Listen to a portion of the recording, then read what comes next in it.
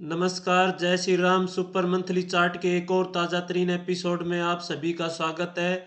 दोस्तों, काफ़ी मेहनत के बाद, सैकड़ों चार्ट देखने के बाद बहुत ही शानदार सुपर मंथली चार्ट खोज के लाया हूँ। जैसे चार्ट है वो कि उन चार्ट को देखने के बाद ऐसा लगेगा कि जैसे मन को छू लिया हो। यानी ऐसे चार्ट हैं जो मन को भा जाते हैं। उन चार्ट के बारे में ऐसे 10 चार्ट में सुपर मंथली चार्ट खोजे हैं जो 2024 के धुरंधर साबित हो सकते हैं, और जो सेक्टर हैं वो भी 2024 के हीरो साबित हो सकते हैं। उन्हीं सेक्टर, टॉप 10 सेक्टर से टॉप 10 इन्वेस्टमेंट पिक मैंने उठाई है। तो इन सब की बात करने से पहले ये एक बार बाजार की टोल ले लेते हैं। बाजार अब लाइफ हाई पर ट्रेड कर रहा है, और बाजार के इस लेवल पे ट्रेड करना एक चिंता का विषय हो जाता है, क्योंकि 18,800 से निफ्टी ने 21,700 की एक तरफा एक डायरेक्शनल तेजी की है। और इतनी तेजी के बाद करेक्शन आना मुमकिन है, लेकिन हमें किसी की कही सुनाई बात पर विश्वास नहीं करना है। लेवल मार्क करके रखना है, एक ऐसा अहम लेवल जिसके नीचे क्लोज आने पर ही चिंता थोड़ी बहुत होगी, तब तक कोई चिंता नहीं होगी। वो क्या है इम्पोर्टेंट लेवल? उस लेवल की, ये वो लेवल है 21,000 का साइकोलॉजिकल लेवल, जहाँ पे ये जो एक बड़ी फाल आया था 20 दिसंबर को, उस दिन का जो लो लगा था वो लगभग 21,000 के आसपास का लो है। तो ये 21,100 के आसपास ये एक इम्पोर्टेंट सतर है निफ्टी के लिए। क्यों है ये इम्पोर्टेंट सतर? क्योंकि ये जो अभी निफ्टी में जो पीक बन रही हैं ये हायर पीक हैं, लेकिन यहाँ पे देखिए, ये जो इस आरएसआई है, आरएसआई पर ये पीक डाउन है। यानी कि ये जो पीक है 19 दिसंबर की, ये इससे ऊंची है। निफ्टी में पीक ऊंची है, इसको देखो हम मार्क करते हैं तो इसमें हायर पीक्स लगेंगी प्राइस की, यहाँ से लेके, और ऐसे हम इसको मार्क कर देते हैं तो पीक्स हैं वो हायर हैं। लेकिन जब आरएसआई देखते हैं तो आरएसआई में ये पीक हैं, दूसरी पीक लोअर है। यानी एक दूसरे के विपरीत दिशा में है ये। यानी आरएसआई है वो दम नहीं दिखा रही है, यानी आरएसआई में वो स्ट्रेंथ नहीं है। जो प्राइस में दिख रहा है वो एक्चुअल नहीं है, क्योंकि उसमें आरएसआई की स्ट्रेंथ शो नहीं हो रही है। तो ये मोमेंटम है यहाँ पे थोड़ा स्लो होता हुआ दिख रहा है, क्योंकि आरएसआई में जो पीक्स हैं वो लोअर हैं। तो यहाँ पे ये जो डाउनवर्ड स्लोप लाइन पड़ी है पीक्स पर, और यहाँ पर ये अपवर्ड स्लोप लाइन है। तो इन दोनों में ये जो एक दूसरे की दिशा के विपरीत है, तो ये कब, यहाँ पे ये डाइवर्जन, इसे आरएसआई डाइवर्जन कहते हैं। इस मॉडल की मैंने पहले भी चर्चा की थी निफ्टी एनालिसिस में, जब यहाँ पे निफ्टी ने दो टॉप बनाए थे। इस टॉप से ये टॉप ऊंचा था, ये पीक हायर थी। और जब मैंने ये वीडियो बनाई थी उसका लिंक मैंने डिस्क्रिप्शन में दिया है, शॉर्ट टर्म टॉप पहचानने का तरीका। तो उसमें मैंने ये बताया था, बीच का बॉटम अगर ब्रेक होता है तो उस पे नीचे फॉल देखने को मिल सकता है। और वही हुआ था। यहाँ से देखो, ये बीच का जो नेकलाइन इसकी भंग हुई, तो एक बड़ा करेक्शन, 3-4 दिन तक एक शार्प करेक्शन आया। तो उसी तरह ये डाइवर्जन कब एक्टिव होगा? जब ये 21,000 के नीचे निफ्टी ट्रेड करेगा। तब तक कोई डरने या घबराने की ज़रूरत नहीं है। लेवल मार्क करके रखिए, लेवल जब तक नहीं टूटता है तब तक कोई चिंता की बात नहीं है। ऐसा ही निफ्टी बैंक के चार्ट पर है। निफ्टी बैंक में भी जो पीक है वो हायर पीक बन रही है। यहाँ पे देखिए, ये इस पीक से ये पीक हायर है, तो यहाँ पे भी हायर पीक, लेकिन जो आरएसआई में है यहाँ पे लोअर पीक है। सेम निफ्टी की तरह यहाँ पे सिचुएशन है, ये लोअर पीक है इसमें। तो यह डाइवर्जन एक्टिव तभी होगा जब 47,300 के नीचे बैंक निफ्टी ट्रेड करता है। 47,300 के नीचे अगर बैंक निफ्टी ट्रेड करता है तो ये एक्टिव हो जाएगा ये डाइवर्जन। और जो निफ्टी को नीचे, जो ये मेजर सपोर्ट है यहाँ पर 46,400 का, तो 46,400 तक बैंक निफ्टी को ले जा सकता है। लेकिन ये तब इसके नीचे क्लोज आएगा तभी हमें चिंता करनी है, तब तक कोई डरने या घबराने की ज़रूरत नहीं है। निफ्टी और बैंक निफ्टी मंथली चार्ट पर स्ट्रॉन्ग, वीकली चार्ट पर स्ट्रॉन्ग, यानी कि एक लाइफ हाई पर ट्रेड कर रहे हैं। तो ऐसे समय में स्टॉक्स भी एक लाइफ हाई बड़े बड़े ब्रेकआउट दे रहे हैं।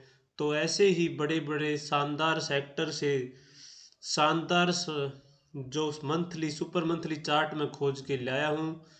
तो वो सबसे पहले हम बात करते हैं पीएसयू बैंक सेक्टर की। पीएसयू बैंक से जो एक सबसे अच्छा चार्ट लगा वो है बैंक इंडिया का चार्ट। बैंक इंडिया का चार्ट है, बड़ा इंटरेस्टिंग चार्ट है। ये है बैंक ऑफ इंडिया का चार्ट, इसका मंथली चार्ट करते हैं। ये बैंक ऑफ इंडिया का मंथली चार्ट है।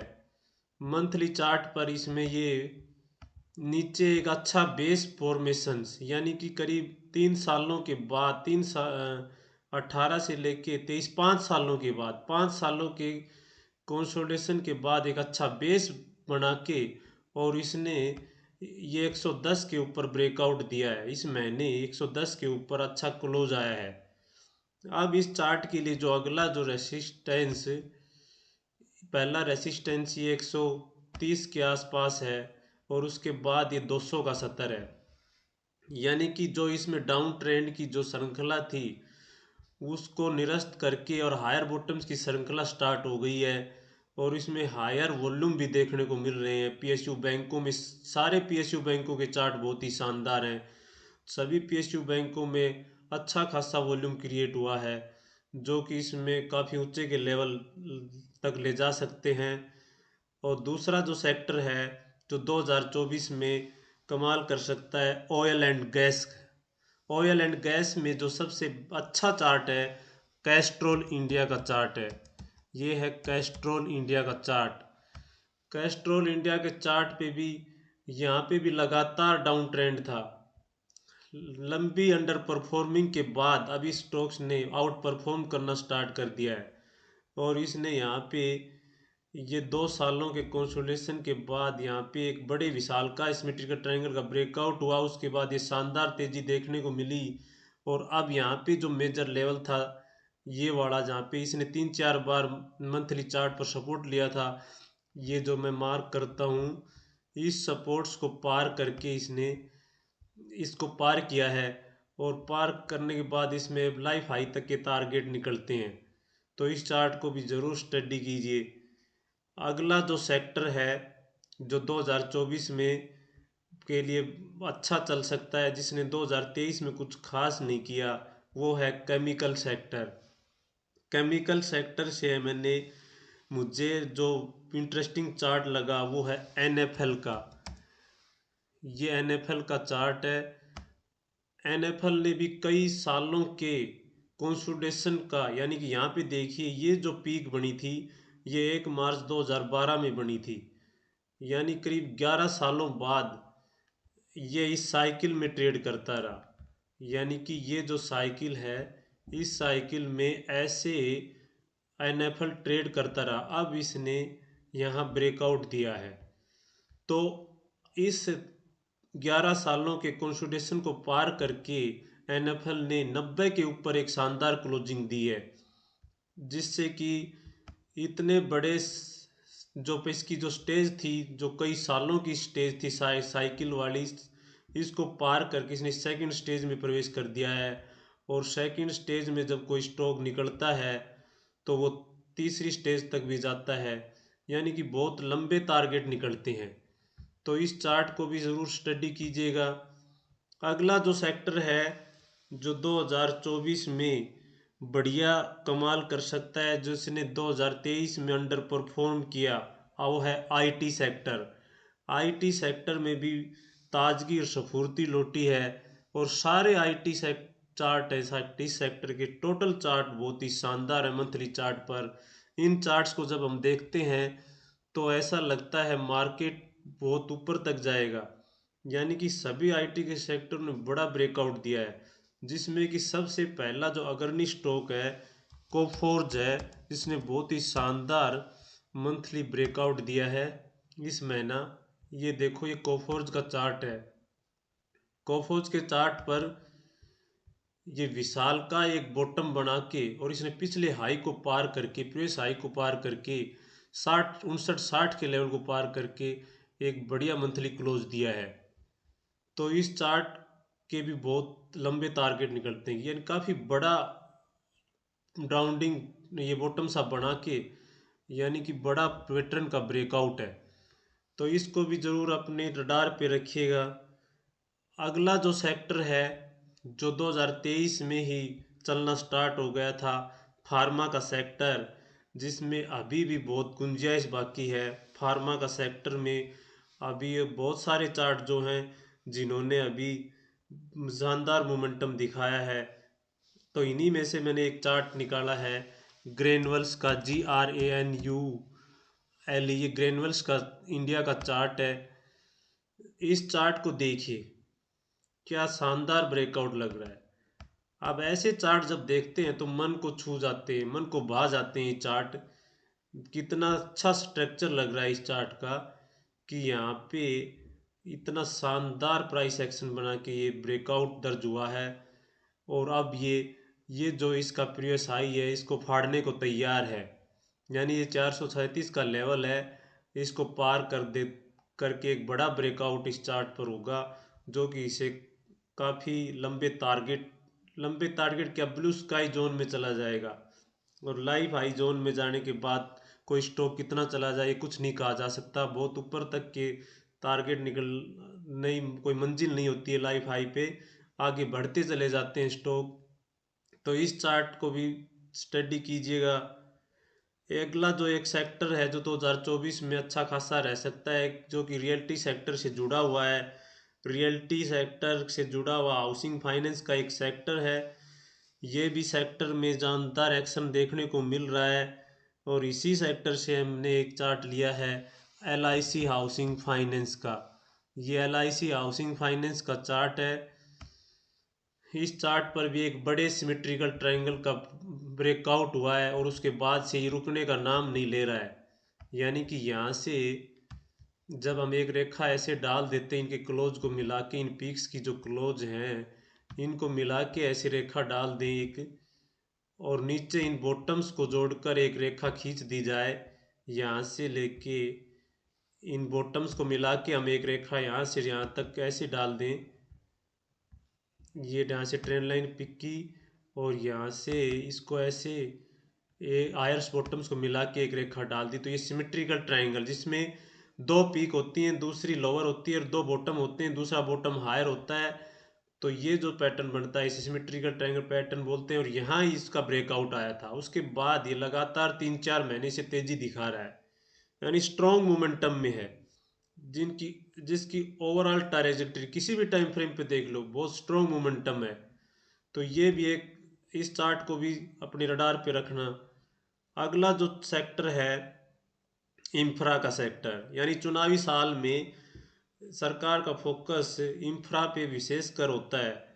और इंफ्रा की कंपनियां पिछले 2023 में भी इसने कमाल किया है इंफ्रा की कंपनियों ने, लेकिन ये लंबा चलने वाला है इनका सीजन। तो इन्हीं इंफ्रा के सेक्टर से मैंने एक चार्ट जो बेहद पसंद आ रहा है वो है एनसीसी का चार्ट। ये एनसीसी लिमिटेड का चार्ट है। इसको इसको पहले भी हमने एक बार कैप्चर किया था। इस सिमेट्रिकल ट्रायंगल पैटर्न का यहाँ ब्रेकआउट हुआ था जब ये 80 के आसपास ट्रेड करता था, और अब ये आज 166 पर ट्रेड कर रहा है, यानी दुगुना हो चुका है ये। और अब भी इसमें काफ़ी जान बाकी है, क्योंकि इसको जूम आउट करते हैं तो यहाँ पे देखिए, ये भी देखो कितने 2010 से लेके 2023, यानी 13 सालों के कंसोलिडेशन का ब्रेकआउट है, यानी मल्टी ईयर ब्रेकआउट है। ऐसे जो ब्रेकआउट होते हैं वो मल्टी ईयर ब्रेकआउट होते हैं। तो यहाँ पे इसने ब्रेकआउट देके और ब्रेकआउट लेवल को टेस्ट करके अच्छा खासा करेक्शन पूरा करके और ये दोबारा से ताकत दिखा रहा है। तो ये अपने इस हाई की ओर बढ़ सकता है, और ये हाई पार होता है तो ये भी ब्लू स्काई जोन में चला जाएगा, यानी ये भी अपने सेकंड स्टेज में है। इसने भी अपनी फर्स्ट स्टेज को पार किया, अब सेकंड स्टेज में है। सेकंड स्टेज का जो दौर होता है वो युवा अवस्था का दौर होता है, जो इसे बहुत तेज़ी से ऊपर ले जा सकता है। तो इस चार्ट को भी देखना। अगला जो सेक्टर है, जो भी ये भी पिछले साल अंडर परफॉर्म कर किया है पूरे साल, वो है प्राइवेट बैंक सेक्टर। तो प्राइवेट बैंक में जो एक सबसे अच्छा चार्ट जो लग रहा है, चार्ट देखते हैं, देखते ही एक पलक में ही पसंद आ जाए ऐसा चार्ट है आरबीएल बैंक का। ये आरबीएल बैंक का चार्ट है, इसका भी मंथली चार्ट, यानी कि काफ़ी इसने अंडर परफॉर्म किया। यानी कि यहाँ से देखो ये पीक बनाई थी 2019 में, 2019 के बाद से ये लगातार गिरा, 20 तक गिरता रहा, उसके बाद साइडवेज हो गया।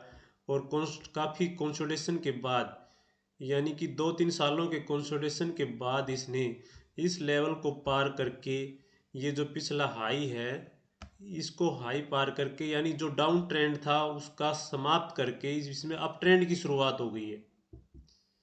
तो यहाँ पे ये इसने यहाँ पे ये छोटे से रिस्क के साथ, यानी ये मंथली चार्ट पे इस रिस्क छोटा है, इस छोटे से बॉटम के साथ इसको पिक किया जा सकता है, और बड़ा ही शानदार चार्ट लग रहा है।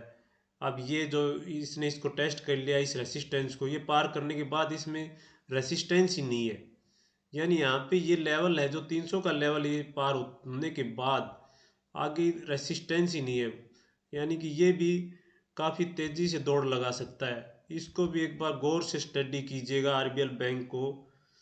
और अगला जो नौवा सेक्टर है वो है स्टील सेक्टर। स्टील सेक्टर से हमने टाटा स्टील को पिक किया। टाटा स्टील का चार्ट देखिए, ये टाटा स्टील का चार्ट है। टाटा स्टील ने भी काफ़ी दिनों तक ये साइडवेज के चक्कर में, ये साइकिल में नीचे नीचे इसने, ये ऊपर नीचे साइकिल में ट्रेड करता रहा। यहाँ पे इसने इसने पिछले हाई को पार किया है, 131 को पार करके इस महीना क्लोज दिया है। यानी कि ये जो सत्तर है, ये मार्च 22 के बाद से इस स्तर को नहीं निकाल पाया, और अब टाटा स्टील ने, यानी कि लगभग 2 साल होने को है, 2 साल बाद इस स्तर को पार किया है। और अब टाटा स्टील स्टील सेक्टर के सारे चार्ट बहुत शानदार है। जिंदल स्टील को देखिए, नेशनल एल्यूमिनियम को देखिए, एनएमडीसी देखिए, लगभग स्टील सेक्टर के सारे चार्ट बहुत ही शानदार हैं। तो इस चार्ट पे ये जो जितने भी चार्ट आज यहाँ हम बात कर रहे हैं, इन चार्ट्स में अभी एंट्री भी बनी है, यानी इनका वीकली चार्ट भी अगर करके देखते हैं तो बहुत शानदार एंट्री है। यानी कि ये वाला जो मेजर रेसिस्टेंस है, और ये रेसिस्टेंस को इनको मतलब पार करके इसने हायर क्लोज दिया है। तो अब इसके लिए लाइफ हाई का टारगेट निकलता है। इसी तरह 10वां जो स्ट्रॉन्ग सेक्टर है, जो 2024 का धुरंधर है, वो है सीमेंट सेक्टर। और सीमेंट सेक्टर से हमने एक बड़ी दिग्गज कंपनी को उठाया है, उस कंपनी का नाम है श्री सीमेंट, जो कि एक दिग्गज निफ्टी 50 का स्टॉक्स है। श्री सीमेंट का ये चार्ट है। इस चार्ट का मंथली चार्ट देखिए, मंथली चार्ट देखिए कितना, यानी कि ये अक्टूबर 2021 में ये गिरावट आई थी, ये मार्केट में करेक्शन आया था। अक्टूबर 21 के करेक्शन के बाद ये नीचे तक आया, यानी 30,000 का स्टॉक ने 18,000 तक के भी सतर देखे। और उसके बाद धीरे धीरे इसने, मतलब इसने धीरे धीरे ये ऊपर उठा, और इसका ट्रेंड रिवर्सल हुआ यहाँ पे, यानी कि इसने 26,500 के ऊपर एक बड़ा ब्रेकआउट दिया पिछले महीने। उसके बाद इस महीने में शानदार तेज़ी देखने को मिली। अब ये भी अपने इस लाइफ हाई की ओर बढ़ रहा है, और लाइफ हाई पार करने पर ये ब्लू स्काई जोन में चले जाएगा। तो इसके लिए बहुत लंबे टारगेट आने वाले समय में आ सकते हैं। तो दोस्तों ये थे 10 चार्ट, सुपर मंथली चार्ट, जो कि 2024 के हीरो साबित हो सकते हैं। इन सारे चार्ट्स को एक बार गौर से देखिएगा, ऐसे चार्ट पूरे बाजार में बहुत मेहनत के बाद ढूंढने से मिलेंगे। और जब इन चार्ट्स को देखते हैं तो मार्केट का करेक्शन की चिंता नहीं होती है। मार्केट को छोड़ो, हमें तो मतलब ये चार्ट पसंद आ रहे हैं, ये चार्ट अच्छे लग रहे हैं। इन चार्ट्स में ऐसा देखने पे ऐसा लगता है कि इन्हें में अभी इन्वेस्ट कर दिया जाए, पता नहीं ये बाद में मिले भी ना। तो दोस्तों इन्हें अच्छे से स्टडी कीजिएगा, और ये 10 चार्ट आपको कैसे लगे कमेंट सेक्शन में ज़रूर बताना। और इसी तरह की स्ट्रॉन्ग मोमेंटम आ रहे जिनकी ओवरऑल ट्रेजेक्ट्री, यानी वीकली, मंथली, डेली, हर टाइम फ्रेम पे जो स्टॉक स्ट्रॉन्ग है, उनको कमेंट सेक्शन में मेरे साथ बांटना मत भूलिएगा। और दोस्तों, अगर चैनल को अभी सब्सक्राइब नहीं किया है तो चैनल को तुरंत प्रभाव से सब्सक्राइब कीजिए। ऐसे ही हर महीने के एंड पे मैं सुपर मंथली चार्ट लेके आता हूँ, बहुत ही शानदार चार्ट जो कि अच्छे थोड़े समय में भी अच्छे अच्छे कमाल करते हैं। ऐसे चार्ट पूरे बाजार से ढूंढ कर मैं आपके लिए हर महीना लेके आता हूँ। तो वीडियो देखने के लिए आप सभी का धन्यवाद। जय हिंद, जय भारत।